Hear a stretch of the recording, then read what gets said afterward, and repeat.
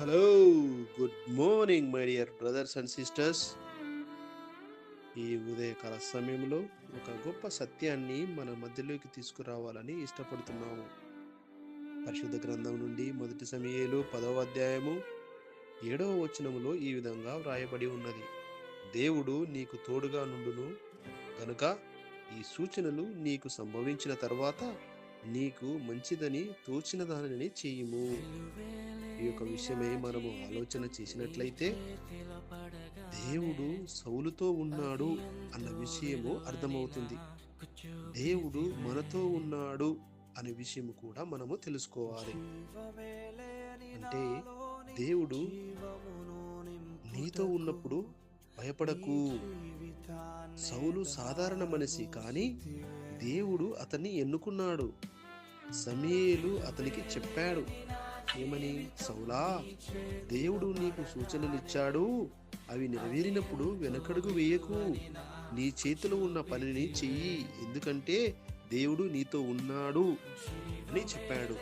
అదేవిధంగా మన జీవితంలో కూడా దేవుడు తన వాగ్దానాల ద్వారా, ఈ యొక్క వాక్యము ద్వారా కొన్ని సూచనలు మన జీవితంలో నెరవేరుతూ ఉంటాయి.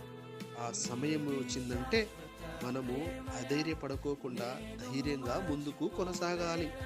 మన బలంతో కాదు, మన దగ్గర ఉన్న పరిజ్ఞానంతో అస్సలు కాదు. దేవుడు మనతో ఉన్నాడనే విశ్వాసంతోనే మనము ఏమైనా చేయగలము. మన చేతిలో ఉన్న పని చిన్నదైనా దేవుడు సహవాసంతో అది గొప్ప పని అవుతుంది, అది గొప్పది కూడా అవుతుంది. దేవుడు నీతో ఉన్నప్పుడు ఎవరు నీకు వ్యతిరేకంగా నిలవలేరు. కనుక దేవుడు మనతో ఉన్నాడు కాబట్టి మనము ఏ పనినైనా ధైర్యంగా చేయగలము.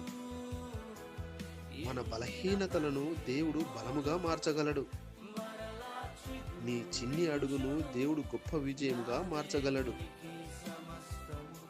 మన జీవితంలో ఈ యొక్క వచనమును వింటున్నటువంటి వారి జీవితములలో ఏదైనాను మీరు చిన్న పనిని పూనుకొని ఎడల, ఏదైనా మంచి ఆలోచనతో ప్రార్థనాపూర్వకంగా పూనుకొని ఎడల అది గొప్పది అవుతుంది.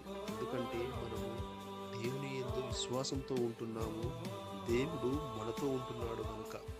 God bless you all. Amen.